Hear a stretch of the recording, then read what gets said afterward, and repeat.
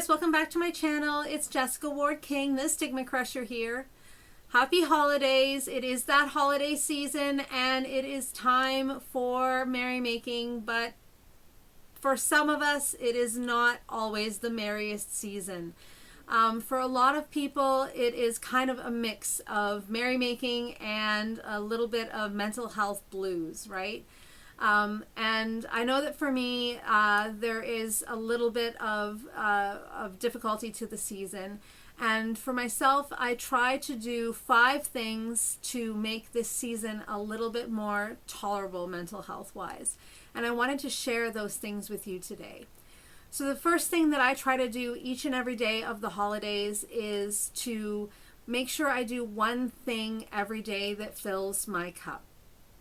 It is difficult over the holiday season because we get a lot of messaging about this holiday being for everybody else, that we have to do things for other people, that we have to make sure that we're devoting ourselves to other people. And it's really important to do things for other people. I mean, there's a lot of mental health benefits to serving others and to doing things for other people, to, volunteering at a mission or a soup kitchen, to volunteering your time to serve other people, to cooking a meal for other people, just to getting presents for other people, and the benefit of seeing them open them and seeing them enjoy them. There's definite mental health benefits to serving other people. But there's definite mental health detriment to doing everything for other people and never doing anything for yourself, because nobody else is going to fill your cup for you. You have to make sure you dedicate the time to do that yourself. And so I try to make sure that I dedicate some time every single day to doing something for myself, something that I enjoy. Whether that's doing a hobby that I enjoy, for me that's making jewelry or making YouTube videos like this one, or just going for a walk just for myself, whether that's with my loved ones or even just by myself. Whether for me, I like going shopping. Sometimes that's not even spending money, it's just going window shopping, but that gets me out for a walk. That just gets me out amongst people, hearing the Christmas music, seeing all the Christmas lights and that kind of thing.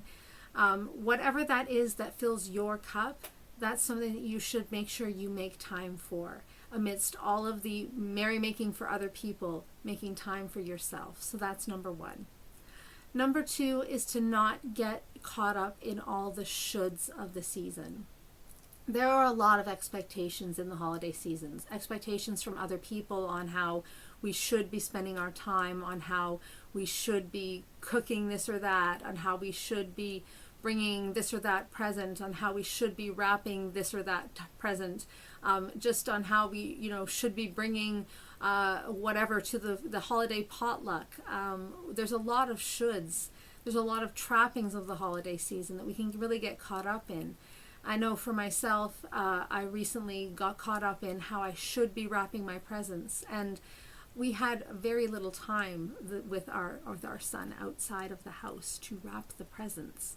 And he's in the next room. I have to be quiet, but we had to really kind of let go of the shoulds of how it should be done. And we got out the wrapping paper and we're like, this is all we've got. And the bows were kind of crushed. We're like, this is all we've got. And this A+ student in me, this perfectionist in me, wanted it to be just so, but it was not going to be just so. This was going to be a B- effort, and I had to let go. And for my mental health, because I was starting to really drive myself up the wall with this, how it should be done, and how does this reflect on me as a person and as a mother, and as, how does this reflect on me? And I just had to step back from that and think, this is a should that I'm imposing upon myself, that other people are imposing upon me maybe, but this is a should that I don't need to attain, that I just need to let go of for my own mental health.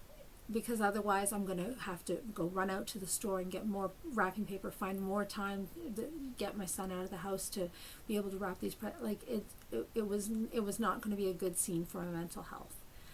And so I had to let go. And that's not the only example of a time this particular holiday season when I've just had to let go of some of the shoulds, let go of some of the expectations, and just say, you know what? for my mental health, I'm not going to attain an A plus on this. I'm going to attain a B minus at best, but that's the best I can do. That's the best I'm going to do for this holiday season. And it doesn't always feel the greatest. I mean, I'm a perfectionist at heart. I would love to be an A plus student all the time, but it's sometimes the best you can do is, the best that you can do. And for your mental health, you've got to let go of some of those shoulds and just, show up with your own self intact, your own mental health intact. The people that love you would rather that than have you show up with the perfect present, perfectly wrapped, but your mental health in tatters, right? So letting go of some of those shoulds. The next one is to stay busy.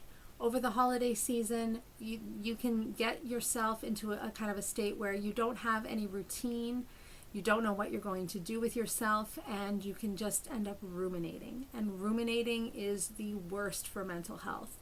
It's actually one of the kind of thought processes that we look at in cognitive behavioral therapy as one of the worst things for depression and for anxiety. Rumination, it just gets you stuck in a rut. It gets you stuck in a thought pattern, and that looking back on 2023 and how it's been, and you don't tend to see the positives, especially when your mental health is already low. You tend to see only the negatives, and then looking forward to 2024, you tend to see only what's going to be negative, and you tend to forecast negatives and catastrophize. Another one of those cognitive behavioral therapy concepts. You tend to catastrophize, and it's the worst. And so if you keep yourself kind of busy, if you keep yourself having a routine, knowing what you're going to do throughout the day, those things that that fill your cup, so some of those activities that you like to do, making sure that you stay social, which is going to be the next piece of advice. So getting on calls with family and friends, getting yourself out into the world, making sure that you have things to do. So that would be another piece of advice, is to keep yourself busy. Not so busy that you have no time to relax, of course, but keeping yourself busy in terms of, keeping up with the news perhaps, or if the news causes you anxiety, then just, with relaxing things on television, or reading things that you enjoy, hobbies that you enjoy, whatever it is that floats your boat, whatever it is that you can keep busy with, that fills your cup. The next one is to stay social. So the season is all about family and friends. We hear that a lot. For some people, we don't have a lot of family and friends. For some people, you don't have a big family that you can lean into. If you do, great. Lean into them. Get all the family and friends time you can. Make sure that you're connecting with lots of people. Connect over social media. You can connect over Zoom or Teams or whatever, video conferencing chat function you can. You can share lots of Christmas or holiday traditions over video conferencing. It's a great way to stay connected even though you're not in the same room. But if you don't have lots of family and friends around, and you don't have lots of people to connect with, there's still ways to stay social. You can get out into the world. Just going out for a walk around in the mall or out in a busy place can get you some kind of social contact. Interacting with shopkeepers and other members of the public gets you a little bit of social contact. But going out and having a meal with people at a mission or a soup kitchen can be a good way of having some social contact. Going out to there are lots of religious interactions that you can have, like at churches or synagogues or wherever it is that you go for religious interaction this time of year. You can go out and have lots of social interactions at those kinds of places. So wherever it is that you can think to go, where you can be with people, talk with people, have interactions with folks, people that you wouldn't normally see, those are great places to go and just have a little bit of social interaction, because we know that social interaction is good for mental health. We weren't meant to be isolated. Isolation is terrible for mental health, and so anytime that you can go out and have a little bit of interaction with folks, whomever that is, in whatever capacity that is, it doesn't have to be a great big grand interaction. It doesn't have to be a long, drawn out interaction. It can be something simple. But having interaction with people is really important, so make sure that you're doing that over the holidays.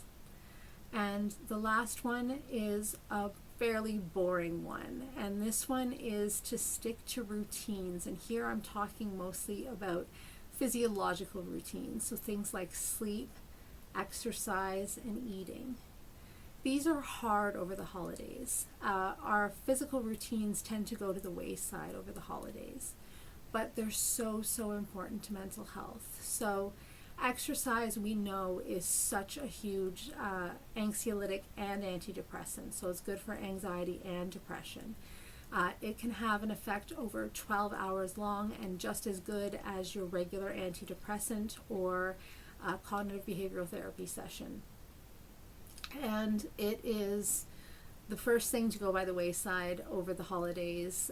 Gym memberships, they tend to see that people don't come in over the holidays like at all. And so if you're finding that you normally go to the gym or you go out for walks or you do a home gym routine, but over the holidays you tend to take a break and you're finding that your anxiety or your depression is getting worse over the holidays, that might actually be the culprit, that your normal antidepressant or anti-anxiety effect of your exercise routine isn't there anymore, and that's what's causing you to feel worse. So exercise is really important, even if it's just light exercise like a walk or taking the dog out for a walk, or even if it's just playing with the kids on the floor. A good romping and tickling session can really help get the blood pumping and get some of that antidepressant or anti-anxiety effect of exercise going. So exercise is important, but so is sleep. And I know this is the most boring thing ever, but sleep is really important for mental health. I know for my bipolar disorder, sometimes I'll have to decide between going to a party and disrupting my sleep cycle or keeping my sleep cycle constant and not possibly disrupting my mania or my depression. And for other disorders, it may not be as urgent as that, but you do have to watch that you don't get too much disruption to your sleep cycle, because it can really affect your anxiety or your depression. For eating, you can definitely see where eating some things is good for the soul, like eating some of those baked goods, or a great big turkey dinner can be good for the soul. But just make sure that you're nourishing your body, because taking care of your body is really important for taking care of your mind as well. So making sure you're eating some good things, some nourishing things, and not just eating all the junk all the time over the holidays is really important for your body. So those are the 5 things that I would advise myself to take care of myself and my mental health over the holidays. I hope they've been helpful to you.